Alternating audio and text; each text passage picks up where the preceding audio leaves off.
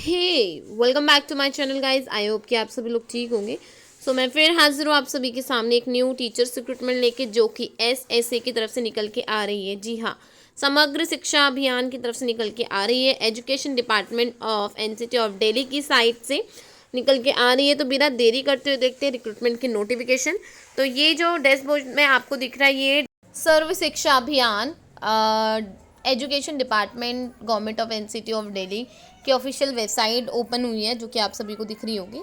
जैसे ही आप इनकी ऑफिशियल वेबसाइट पर आते हैं, आपको कुछ इस तरीके का इंटरफेस देखने के लिए मिलेगा, जो कि यहाँ पे इनका कल्चर शो किया हुआ है, जो कि स्कूल में जो भी इनकी एक्टिविटी वगैरह रहती है, तो इस तरीके का दिखेगा। जैसे आप स्क्रॉल डाउन करते हैं तो यहाँ पर आपको ये इस तरीके का कुछ पब्लिक नोटिस देखने के लिए मिलेगा, जहाँ पर समग्र शिक्षा Delhi a society under education department की तरफ से 20 अक्टूबर के तहत यहाँ पे एक नोटिस निकाला गया है, जो कि आप सभी के सामने यहाँ पे ईमेल आईडी और सब कुछ दिया है। तो देखा यहाँ लिखा हुआ engagement of 17 resource person CWSN on contractual basis under समग्र शिक्षा।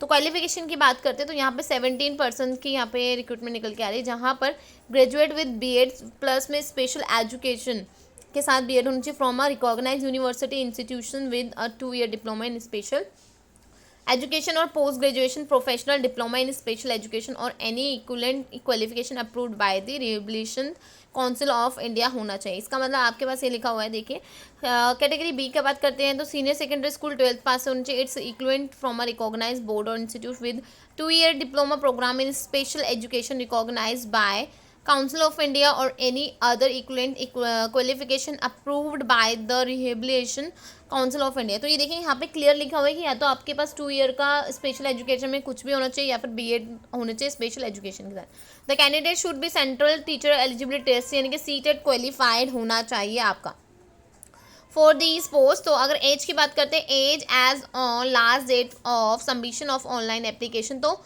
30 आपका रहना चाहिए कैंडिडेट ऑफ जनरल कैटेगरी का, मैक्सिमम 30 रहेगा। और अगर दूसरे उसके बाद का बात है 40 और अदर कैटेगरी का। तो देखिए relaxation 5 year in caste of SC ST, 3 year OBC के लिए, PH के लिए 10 years and 15 year SC ST PH and 13 years for OBC के लिए रहने वाला है। Reservation of post, the reservation will be allowed as per the policy होना है, यहाँ पे लिखा हुआ है क्लियर।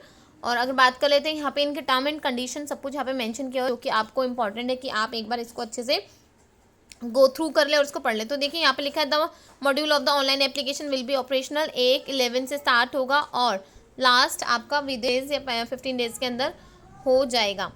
तो ये इंपॉर्टेंट नोटिस निकल के आ रहा है, जो कि मैंने को बताया है। यहाँ पर जो भी ऐसे कैंडिडेट जिन्होंने BEd करा हुआ है विद स्पेशल एजुकेशन के साथ, वो तो यहाँ पे वो एलिजिबल रहने वाले और आपका सीटेट क्लियर होना चाहिए।